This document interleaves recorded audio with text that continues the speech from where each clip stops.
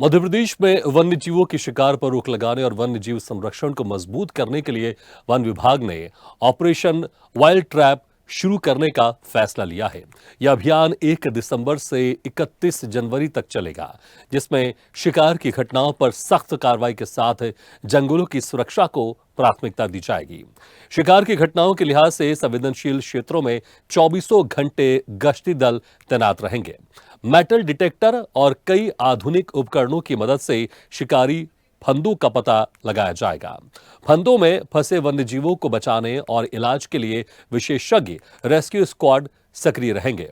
15 dog squad team और one, राजस्व और बिजली विभाग का संयुक्त दल निगरानी करेगा। शिकारियों पर तुरंत कार्रवाई की जाएगी। यह अभियान वन्यजीवों की सुरक्षा को सुनिश्चित करने और शिकार के मामलों को कम करने में सहायक साबित होगा। प्रदेश के 7 टाइगर रिजर्व, 63 सामान्य वन मंडल और 11 परियोजना मंडल में सघन गश्त की जाएगी। अधिकारी खुद मैदान में उतरकर निगरानी करेंगे। बता दें, ऋतु में शिकार की घटनाएं बढ़ जाती हैं। ऑपरेशन वाइल्ड ट्रैप के जरिए इस चुनौती का सामना किया जाएगा। इससे न केवल शिकारियों पर शिकंजा कसेगा, बल्कि वन्यजीवों के प्रति जागरूकता भी बढ़ेगी। इस खबर पर और ज्यादा जानकारी के लिए बात करते हैं स्टेट हेड एमपी अक्षय विधवा से। अक्षय, जिस तरह से लगातार देखें मध्य प्रदेश में सरकार वन्य जीवों के संरक्षण के लिए तमाम अभियान चला रही है, एक और यहां पर एक बेहतरीन अभियान सरकार की तरफ से शुरू किया जा रहा है। विस्तार से आपसे जानना चाहेंगे यह अभियान किस तरह का होगा और किस तरह से जमीनी स्तर पर कार्य करेगा। जी भागीरथ, बिल्कुल मैं अपने दर्शकों को बताना चाहता हूं कि क्योंकि अभी अभी मध्य प्रदेश जो है वो 10 हाथियों की मौत के मामले को लेकर बांधवगढ़ नेशनल पार्क सुर्खियों में है। हम सब जानते हैं कि जो लोग प्रदेश के बाहर हैं, हमारे प्रदेश को एक ट्रैवल स्टेट के तौर पर देखा जाता है। यहाँ पर बहुत सारा हिस्सा वन प्रदेश से, वनों से आच्छादित है। अगर आप छिंदवाड़ा ज़िले में चले जाएं तो तामिया का पातालकोट इलाका, जहां कहते हैं कि अभी भी सूर्य की किरणें नहीं पहुंचती हैं। बांधवगढ़ टाइगर रिजर्व आप ले लें, आप पन्ना टाइगर रिजर्व ले लीजिए, आप कान्हा किसली आप नेशनल पार्क ले लीजिए, तो तमाम जो है रिजर्व फॉरेस्ट यहाँ पर बने हुए हैं। मध्य प्रदेश की राजधानी भोपाल और उसके आसपास रातापानी जो रिजर्व फॉरेस्ट है वो है। तो इस तरीके से जंगल बहुत हैं, और जहाँ जंगल होते हैं वहाँ वन्य प्राणी हैं। वन्य प्राणी की सुरक्षा सरकार की बहुत बड़ी जिम्मेदारी होती है।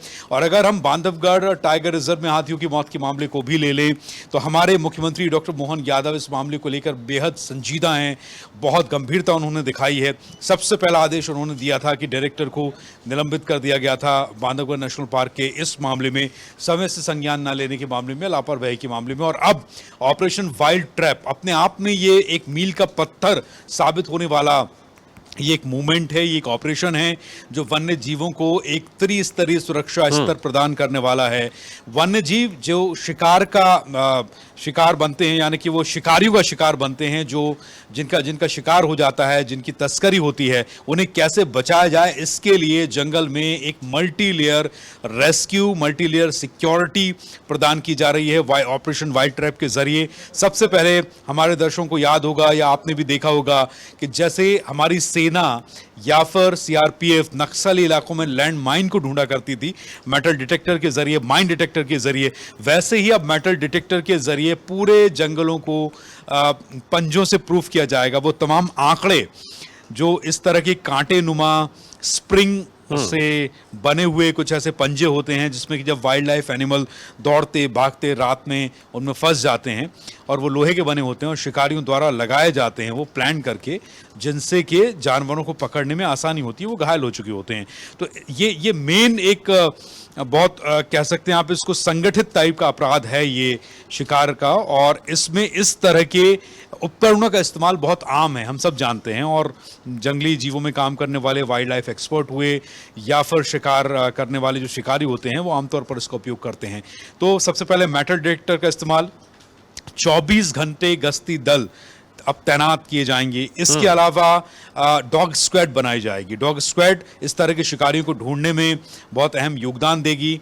जहां आंकड़े फंसे हुए हैं, जहां इस तरह की सुगबुगाहट है, क्योंकि डॉग स्क्वाड है, गंध पर काम करते हैं, घ्राण शक्ति बहुत उन्नत होती है ऐसे डॉग्स की, और उन्हें ट्रेन किया जाता है इसे लेकर। तो कुल मिलाकर हम ये कह सकते हैं कि मध्य प्रदेश सरकार ने हमारी मध्य प्रदेश की डॉक्टर मोहन यादव सरकार ने ये एक बहुत सराहनीय कदम उठाया है। एक वाइल्ड लाइफ प्रेमी होने के नाते, वन्य जीव संरक्षक होने के नाते, क्योंकि मुख्यमंत्री खुद भी पर्यावरण प्रेमी हैं, और जब भी हमने देखा इस तरह की घटनाएं अगर होती हैं, कहीं खबर उन्हें पहुंचती है, तो बगैर इफ एंड बट किए, बगैर जांच के आदेश दिए वो सीधी कार्रवाई में बिलीव रखते हैं, बिल्कुल। भरोसा रखते हैं, यकीन रखते हैं। और इसकी ये परिणति, एक नतीजा, एक मिसाल हमें और देखने को मिली है, जहां पर ऑपरेशन वाइल्ड ट्रैप, जैसा आप नाम से समझ पा रहे होंगे, वाइल्ड ट्रैप मतलब वाइल्ड एनिमल का जो ट्रैप बिछाया जाता है, हो सकता है वो जाल हो सकता है वो आंकड़े हों, तो ऐसे ट्रैप्स को निष्क्रिय करने के लिए, नेस्तु नाबूद करने के लिए ये पहला मौका है जब वन विभाग, जब फॉरेस्ट की टीमें सकारात्मक स्तर पर बहुत बेहतरीन तरीके से वन्य जीवों की सुरक्षा के लिए काम करते नजर आएंगी। और इसकी वजह सिर्फ मुख्यमंत्री का एक सकारात्मक दृष्टिकोण और ऐसी घटनाओं के प्रति सख्त रवैया इसका नतीजा है।